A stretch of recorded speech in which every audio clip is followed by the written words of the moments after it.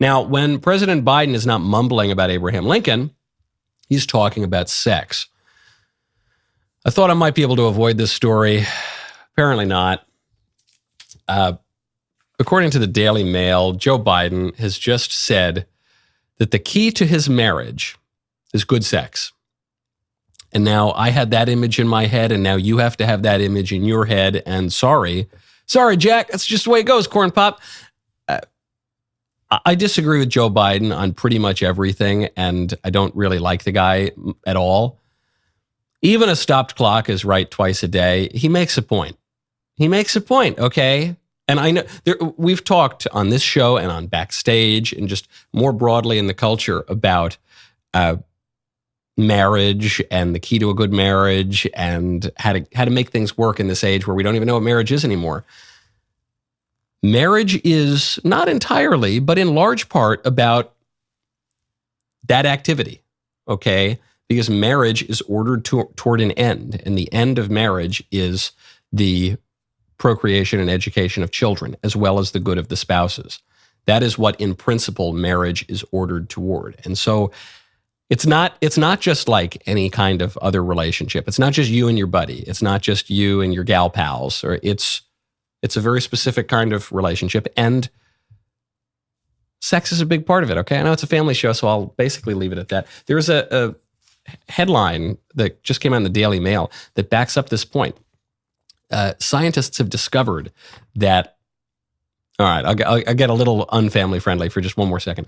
They've discovered that orgasms rewire the brain and lead to a lasting connection between partners. And this is exhibit 7,000 in the series of scientific discoveries that just prove common sense. Yes, yeah, it's true. It turns out that when you sleep with someone for a long time and you enjoy this activity and you find it satisfying, that you end up feeling even closer to that person. That's true.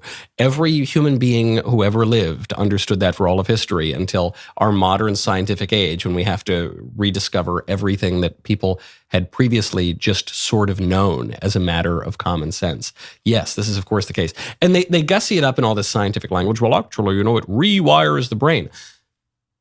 Habits rewire the brain. Yeah, we're just thinking of it in this totally physical way. Oh, yes, when that exciting thing happened, I got a jolt of dopamine. We just talk in this way that is so materialist. It's so clinical.